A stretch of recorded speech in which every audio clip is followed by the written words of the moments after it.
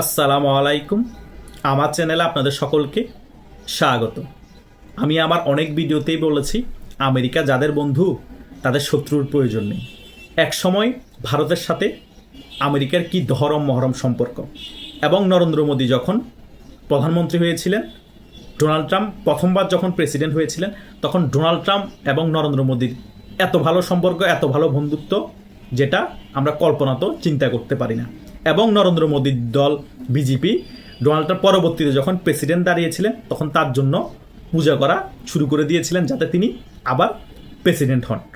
এমন সম্পর্ক থাকার পরেও এমন সম্পর্ক নষ্ট হয়ে গিয়েছে রাজনীতিক কিছু স্বার্থের কারণে।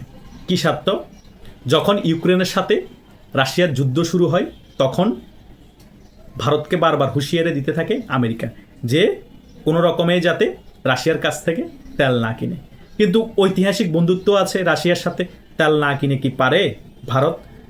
পুতিন থেকে তখনও কিন্তু তেল কিনতে থাকে ভারত, কারণ ভারত বলে আমার তেলের প্রয়োজন আছে, আমি আমার দেশের স্বার্থের জন্য আমি রাশিয়া থেকে তেল কিনব। রাশিয়া থেকে তেল কেনার ফলে রাশিয়ার যে একটা ফাইন্যান্সিয়াল বেনিফিট হতো, ওই বেনিফিট দিয়েই সে কিন্তু ইউক্রেনের সাথে যুদ্ধ চালিয়ে যেতে খুবই সাহায্য হতো। এই বিষয়টাই কিন্তু আমেরিকা ভালো চোখে দেখেনি এবং নিতেও পারেনি। তার কিছুদিন পরেই কিন্তু বাংলাদেশের মধ্যে আন্দোলন শুরু হয়ে যায়, কোটা আন্দোলন, এবং ডিপ স্টেটের মাধ্যমে বাংলাদেশের রেজিমটা চেঞ্জ করে ফেলে। রেজিমটা চেঞ্জ করার পরেই কিন্তু যখন আমেরিকার মধ্যে নির্বাচন হয়, ডোনাল্ড ট্রাম্প প্রেসিডেন্ট হয়, তার কিছুদিন পরের থেকেই কিন্তু ভারতের সাথে সম্পর্ক খারাপ হতে থাকে আমেরিকার, এবং ডোনাল্ড ট্রাম্পের সাথে নরেন্দ্র মোদীর সম্পর্ক খারাপ হতে থাকে। এরপরে পাপেট তো ডক্টর ইউনূসকে বসায়, ডক্টর ইউনূসকে বসানোর পরেই কিন্তু ভারতকে হুমকি দামকি শুরু হয়ে যায়। বাংলাদেশের মাধ্যমে ভারতের উপর চাপ সৃষ্টি করা হয়। তখন আমেরিকা ভারতকে বোঝাতে শুরু করে, তুমি আমার কথা শুনো নাই, আমি হাতে মারি নেই, ভাতে মারি নেই, কূটনীতিকভাবে তোমাকে মেরে দিয়েছি, এখন আমার কথা শুনতে বাধ্য। তারপরে তারা কি করে? তারা বলে যে এখন ভারতের উপর শুল্ক আরোপ করা হবে প্রত্যেকটা পণ্যের উপর 50 থেকে 55%। একে তো তার পার্শ্ববর্তী দেশ বাংলাদেশকে দিয়ে একটা প্রেশার দেওয়া আছে কূটনৈতিকভাবে, এদিকে শুল্ক আরোপ করেছে 50 থেকে 55%।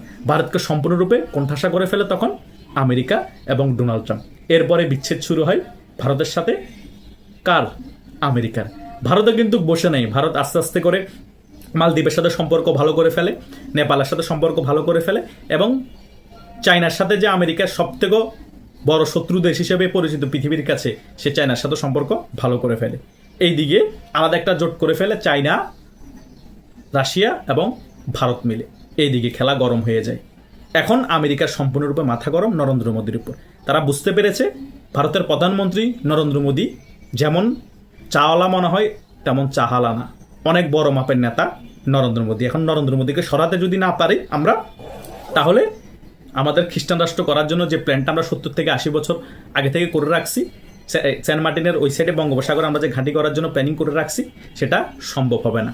সে কারণে এখন তারা প্ল্যানিং করছে লাল বাহাদুর শাস্ত্রী, ভারতের সাবেক প্রধানমন্ত্রীকে যেভাবে টেকনিক্যালিভাবে মারা হয়েছিল, তিনিও এভাবে পপুলার ছিল নরেন্দ্র মোদীর মতো, অনেক কঠিন কঠিন সিদ্ধান্ত নিয়েছিল, ওনাকে যেভাবে সরিয়ে দেওয়া হয়েছিল। ইন্দিরা গান্ধীকেও যেভাবে টেকনিক্যালিভাবে সরিয়ে দেওয়া হয়েছিল, তিনিও কিন্তু খুব কঠিন কঠিন সিদ্ধান্ত নিয়েছিল, খুবই দূরদর্শী নেত্রী ছিল এবং ভারতের খুবই জনপ্রিয় নেত্রী ছিল। সেমভাবে এখন নরেন্দ্র মোদীকেও সরিয়ে ফেলার প্ল্যানিং চলছে, যেভাবে হোক দেশের জনগণ দিয়ে মেরে ফেলার জন্য, বা বিদেশে কোনো সফরে গেলে কোনো বিমান দুর্ঘটনায় মেরে ফেলার প্ল্যানিং করছে এই আমেরিকা। নরেন্দ্র মোদীকে যদি ফিনিশ করে দিতে পারে, তাহলে রাজনৈতিক সংকট দেখা দিবে ভারতের, এবং ভারত কূটনীতিকভাবে বাংলাদেশের ব্যাপার নিয়ে কোনো ফোকাস দিতে পারবে না। আর বাংলাদেশে তো পাপেট সরকার থাকবেই, সেখানে আরাকান আর্মিকে দিয়ে জান্তা আর্মির সাথে যুদ্ধ লাগিয়ে ওই এরিয়াটাতে একটা ভেজাল লাগিয়ে, এবং বাংলাদেশের পাশে যে ভারতের স্টেটগুলো আছে ওই স্টেটগুলোতে ভেজাল লাগিয়ে কিছু স্টেটকে সরিয়ে ফেলে বাংলাদেশের কিছু অংশ, মায়ানমারের কিছু অংশ নিয়ে ওইখানে একটা খ্রিস্টান রাষ্ট্র গঠন করতে খুবই ইজি হবে এই আমেরিকার জন্য। আমেরিকা সেদিকেই কিন্তু হাঁটছে। সেই কারণেই কিন্তু চিন্তা করেন, মায়ানমারের আরাকান আর্মির সাথে কিছু সিআইএর এজেন্টরা আছে এবং আমেরিকার সৈন্য আছে। বাংলাদেশের মধ্যে সিআইএর এজেন্ট এখন অ্যাক্টিভ হয়ে গিয়েছে এবং আমেরিকার সৈন্য অ্যাক্টিভ হয়ে গিয়েছে। ভারতের ওই সকল 7 সিস্টার্সের আশেপাশে যে সকল রাজ্যগুলো আছে বা 7 সিস্টার্স আছে, ওই সকল রাজ্যগুলোর মধ্যে অলরেডি দাঙ্গা হাঙ্গামা লেগে আছে। এগুলো এমনি এমনি লেগে থাকেনি, এগুলা লাগানো হয়েছে। কূটনীতিকভাবে আমেরিকা খেলে যাচ্ছে। অস্থিতিশীল পরিস্থিতি তৈরি করে রেখেছে। যে কোনো মুহূর্তে যে কোনো কিছু ঘটতে পারে, যে কোনো মুহূর্তে যুদ্ধ অবস্থা তৈরি হতে পারে, আর তখনই ওগুলা ভেঙে খান খান হয়ে যাবে, আর তখনই এই সকল জায়গাগুলোকে নিয়ে একটা খ্রিস্টান রাষ্ট্র গঠন করবে এবং এর পাশে আমেরিকার একটা বেস তৈরি করবে। ওই পন্থায় ওই টেকনিকে কিন্তু আগাচ্ছে। এখন নরেন্দ্র মোদী সম্পূর্ণরূপে বুঝতে পেরেছে যে আমার লাইফ রিস্কও আছে, আমাকে বাংলাদেশের সরকারকে দিয়ে প্রেশারও ফেলা হবে এবং আমার লাইফ রিস্ক আছে, আমাকে যে কোনো মুহূর্তে যে কোনো সময় দুর্ঘটনার মাধ্যমে হত্যা করে হতে পারে। কারণ এখন আমি দক্ষিণ এশিয়ার মধ্যে সবচেয়ে বড় টার্গেটে পরিণত হয়েছি আমেরিকার। কারণ আমার এরিয়ার পাশেই কিন্তু আমেরিকা ঘাঁটি গাড়তে যাচ্ছে এবং খ্রিস্টান রাষ্ট্র করতে যাচ্ছে। আমার কারণেই তারা পারছে না। কারণ মায়ানমার আমেরিকার কাছে কোনো ফ্যাক্ট না, বাংলাদেশ আমেরিকার কাছে কোনো ফ্যাক্ট না, নেপাল মালদ্বীপ কোনো ফ্যাক্ট না। কারণ এই সাইডে কিন্তু চায়না না, চায়না কিন্তু ভারতের ওই সাইডে। তাহলে এই পাশের সাইডটা হচ্ছে ভারত। ভারতের রাজনৈতিকভাবে যদি তারা কূটনীতিক প্রভাব খাটিয়ে যদি দুর্বল করতে পারে ভারতের রাজনৈতিক ফ্যাক্টটাকে, তাহলে কিন্তু এই সাইডে আমেরিকা যা ইচ্ছে তা করতে পারে। এখন ভারতের কারণে এবং নরেন্দ্র মোদী দূরদর্শী নেতৃত্বের কারণে এই ব্যাপারটা তারা ঘটাতে পারছে না।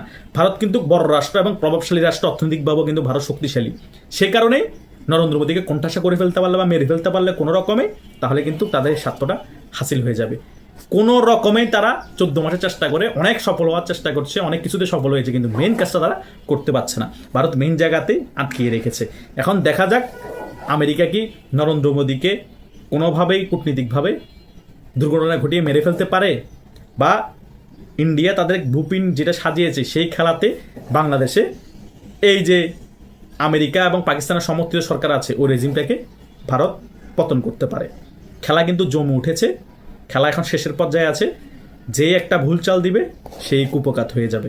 আবার কিছুদিন পর আসতেছে আবার আমেরিকার নির্বাচন।